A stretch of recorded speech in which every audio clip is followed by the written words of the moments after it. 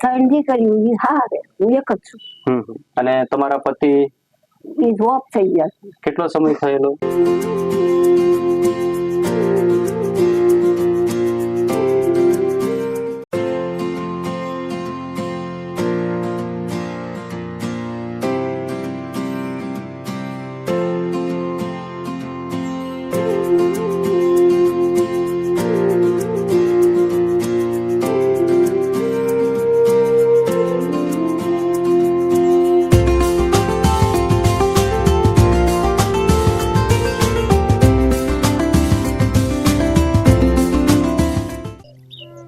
નમસ્કાર દર્શક મિત્રો, જીવ મૈત્રી યુટ્યુબ સેવાના માધ્યમ દ્વારા આજે અમે બરવાળા શહેરની અંદર એક દાદીમાની મદદ કરવા આવ્યા છીએ કે જે પોતે એક નાની એવી ઇન્કમમાંથી પોતાનું જીવન નિર્વાહ કરે છે. તો આપણે દાદીમાને મળીએ.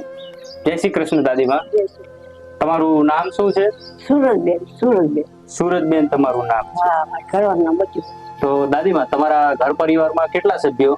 ત્રણ દીકરીઓ ઈ હારે હું એક જ છું. તો દાદીમાને 3 દીકરીઓ છે, તેઓ સાસરે વળાવી ચૂકેલ છે. અને તમારા પતિ એ જોબ થઈ ગયા છે. કેટલો સમય થયેલો? 13-14 વર્ષ છે. 13-14 વર્ષ પહેલા દીકરા હતા ને બે પાછા ગયા. એટલે એમને શું તકલીફ હતી દીકરાને? એ એક 7 મહિને આવી જતો હોય ગયો હતો અને એક 18 એને શું તકલીફ હતી? એના ફૂલ્યો જતો હતો, એ પાછો ગયો હતો. ફૂલ્યો જતો આખા શરીરમાં ફૂટી નીકળે ને એવું ગયું.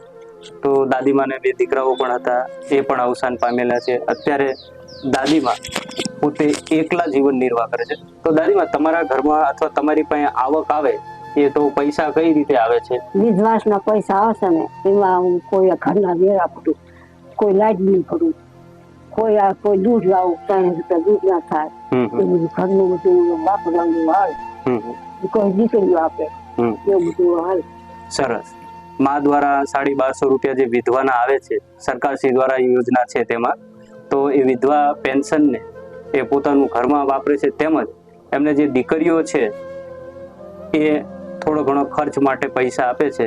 તો એક દીકરીઓને પણ એવું થાય કે મા માટે કંઈક કરીએ, તો આવી રીતે દીકરીઓ પણ માની મદદ કરે છે અને દાદીમા પોતાનું જીવન વિતાવે છે. તો દાદીમા, તમને જે 1 મહિનાની રાશનની કીટ આપી છે તે બાજડા ગામના હુસેનભાઈ રાજેવાળા તરફથી આપવામાં આવી છે.